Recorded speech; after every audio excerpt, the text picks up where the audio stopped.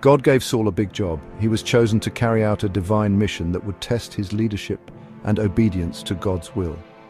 He told Saul to punish the Amalekites, a task that required not just strength, but also unwavering faith. The Amalekites were Saul's enemies, known for their hostility and aggression towards the Israelites. Saul was to destroy them completely, leaving no trace of their existence. Not one person or animal was to be left alive, as a testament to God's judgment. This was a big job, but Saul was a powerful king, chosen by God for his strength and leadership.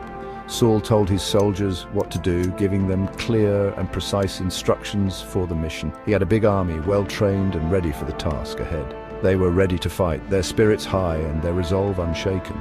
They marched for many days to find the Amalekites, traversing harsh terrains and enduring the elements.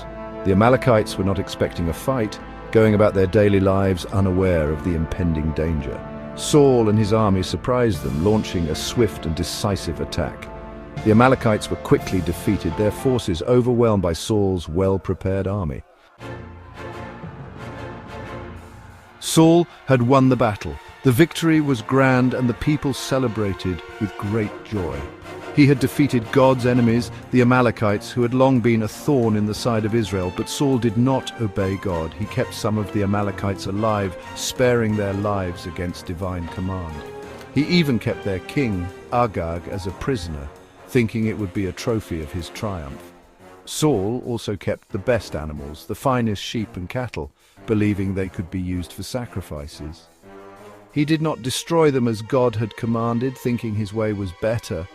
God saw what Saul had done. God was not pleased with Saul's disobedience and lack of faith.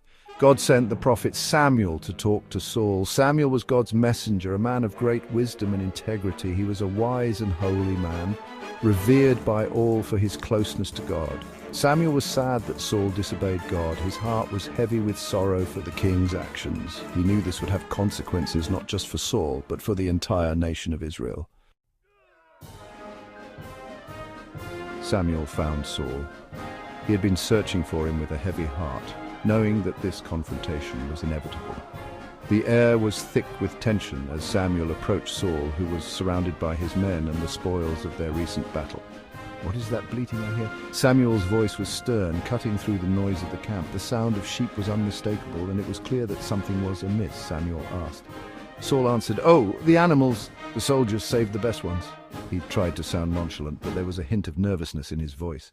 He knew that Samuel would not be easily convinced. "We will sacrifice them to God. We destroyed all the rest." Saul